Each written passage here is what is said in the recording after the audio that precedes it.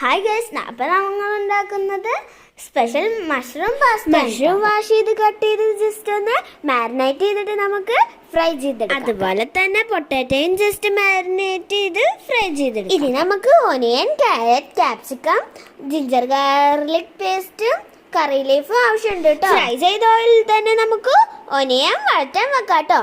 ഈ സമയം കൊണ്ട് പാസ്ത വേവിക്കാൻ വെക്കാം. തിളച്ചു വരുന്ന വെള്ളത്തിലേക്ക് ഉപ്പും വെളിച്ചെണ്ണയും ചേർത്ത് നമുക്ക് പാസ്ത വേവിക്കാൻ വെക്കാം കേട്ടോ. വെന്താൽ അതിലത്തെ വെള്ളം മാറ്റണേ. വഴറ്റ ഓനിയനിലേക്ക് ജിഞ്ചർ ഗാർലിക് പേസ്റ്റും വെജിറ്റബിൾസും ചേർത്ത് കൊടുക്കാം. വെജിറ്റബിൾസിലേക്ക് ഉപ്പിട്ട് വഴറ്റിയതിന് ശേഷം നേരത്തെ ഫ്രൈ ചെയ്ത് വെച്ച മഷ്റൂമും പൊട്ടാറ്റോയും ഇതിലേക്ക് ആഡ് ചെയ്യാം കേട്ടോ. കുറച്ച് ടൊമാറ്റോ കെച്ചപ്പ് വെച്ചിട്ട് മിക്സ് ചെയ്തതിന് ശേഷം നമുക്ക് പാസ്ത ആഡ് ചെയ്ത് കൊടുക്കാം. ഇങ്ങനെ മിക്സ് ചെയ്തിട്ട് സെർവ് ചെയ്യാം കേട്ടോ. Pasta ready. വീഡിയോ ഇഷ്ടപ്പെട്ടാൽ like, share, comment and subscribe.